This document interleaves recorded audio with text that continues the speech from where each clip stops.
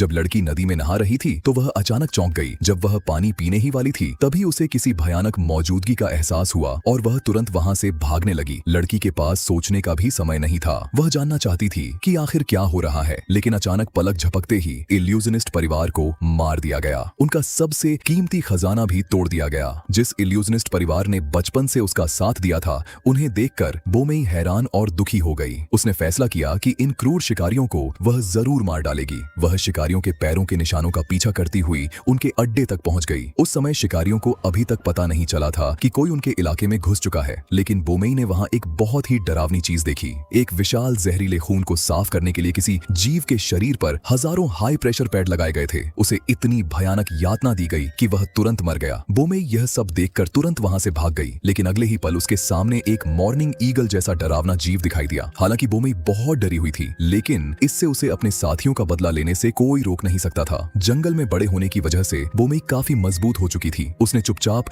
2 पहरेदारों को गिरा दिया। जब उसने स्टील का दरवाजा खोला और अंदर कैद जानवरों को आजाद करने की कोशिश की, तभी अगले ही पल मॉर्निंग ईगल ने उसे देख लिया। जब बोमेई को दोबारा होश आया तो उसने अपने सामने एक डरावनी बूढ़ी औरत को देखा। बोमेई ने डर के मारे तुरंत उस पर हमला कर दिया, लेकिन आसपास के लोगों ने उसे दोष नहीं दिया और उसे सच्चाई समझाई। उन्होंने बताया कि जो लोग पकड़े जाते हैं उन्हें शिकारियों के मनोरंजन का साधन बना दिया जाता है। बोमेई को कुछ समय आराम करने के लिए कहा गया। तभी प्रशिक्षण की घोषणा हुई। सभी लोग डर के कारण मेहनत से अभ्यास करने लगे, क्योंकि उन्हें लगता था कि अगर वे कमजोर रहे तो युद्ध में मारे जाएंगे। लेकिन बोमेई का इरादा उस काल कोठरी से भागने का था। उसकी अडिग हिम्मत देखकर काल कोठरी के बाकी लोग भी प्रभावित हो गए और उसके साहस की चर्चा करने लगे। जब उन्होंने देखा कि बोमेई लगभग बाहर निकलने ही वाली है तो उसे फिर से नीचे गिरा दिया गया। बोमेई ने कहा कि अगर उसे आजादी चाहिए तो उसे अपने सभी दुश्मनों को हराना होगा। जल्द ही बोमेई को युद्ध के मैदान में भेज दिया गया। इतना भयानक दृश्य देखकर वह भी हैरान रह गई। उसे बताया गया कि हर रास्ते में कभी भी कोई दुश्मन आ सकता है, चाहे वह इंसान हो या कोई जानवर। राजा के आदेश के साथ ही मैदान में पूरी तरह सन्नाटा छा गया।